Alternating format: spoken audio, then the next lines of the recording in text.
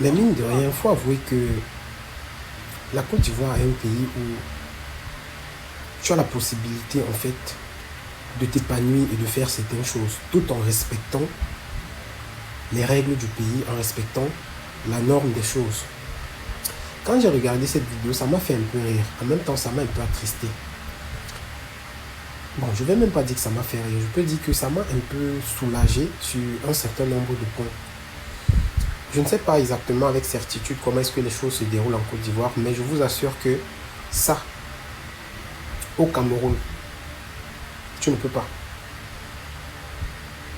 Tu ne peux pas.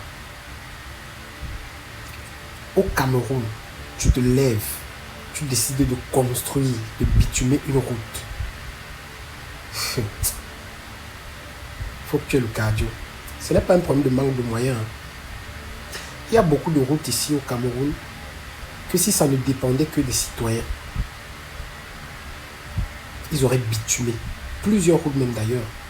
Il y a des gens là qui sont multimillionnaires, multimilliardaires, qui ont des projets de construction pour les routes et tout, mais qui ne peuvent pas le faire. Pourquoi? Parce qu'au Cameroun, pour te lancer dans un projet pareil, il faudrait que tu aies l'autorisation du gouvernement camerounais. Il faudrait que tu fasses une requête à l'État.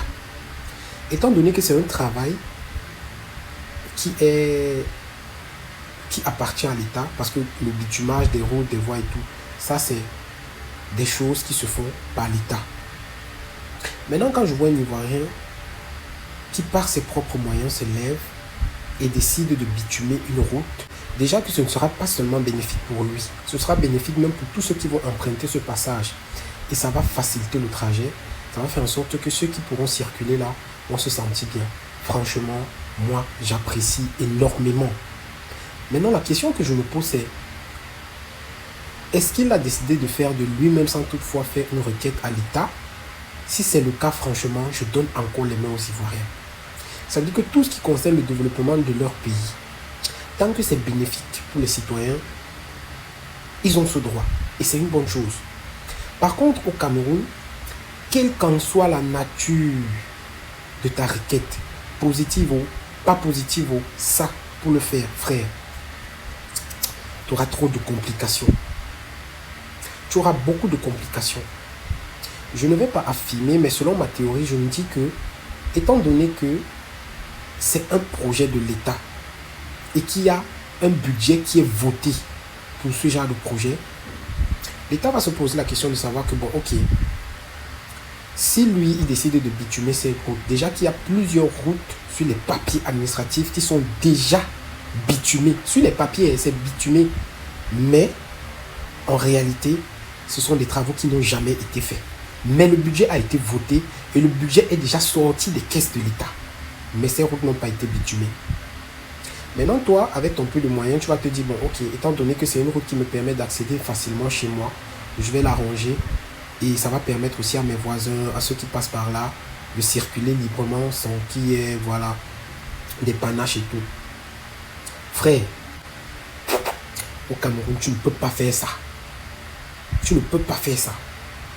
Ceux qui ont la possibilité de faire ça, ce sont des personnes qui font partie du gouvernement. Je ne sais pas si vous comprenez un peu. Il y a certains détails dans lesquels moi je ne peux pas entrer, mais je crois que ceux qui connaissent savent qu'au Cameroun, ce n'est pas possible. Mais franchement, je pense que quelque part, les Ivoiriens sont divins. Chez vous, il y a une traçabilité et il y a la transparence dans beaucoup de choses. Croyez-moi, si au Cameroun, on avait la possibilité de se lever, de déclarer que bon, moi je peux faire ci et qu'on laisse certaines personnes le faire, on aurait un pays qui se développe rapidement même.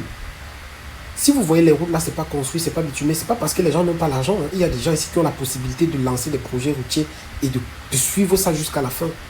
Mais l'État ne va pas te permettre. L'État ne va pas te donner cette possibilité. Il y a des routes là que tu vas commencer aujourd'hui. Demain, vous allez voir, ça s'est arrêté. Vous ne comprenez pas pourquoi. Parce que c'est un budget qu'on va voter peut-être 30 fois. Les routes même, on décide de faire. On n'utilise pas le bon matériel. Parce que quand l'argent arrive, Ça a déjà été coupé, c'est en contre-goût. Du coup, ceux qui viennent sur le terrain pour travailler ne travaillent pas avec du bon matos parce que le budget qui a été voté, le budget qui a été délibéré n'est pas arrivé à la source intacte.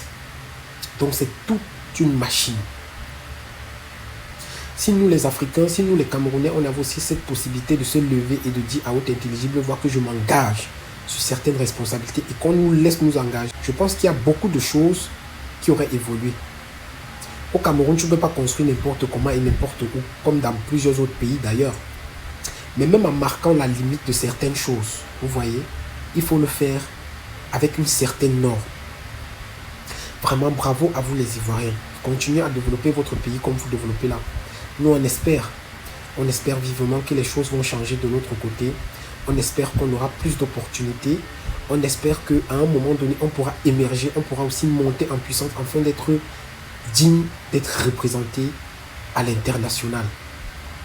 J'ai juste mal de voir à quel point les choses vont de mal en pire dans mon pays parce que en fait, au bout d'un moment donné, je me pose la question de savoir est-ce que c'est nous qui n'aimons pas notre pays?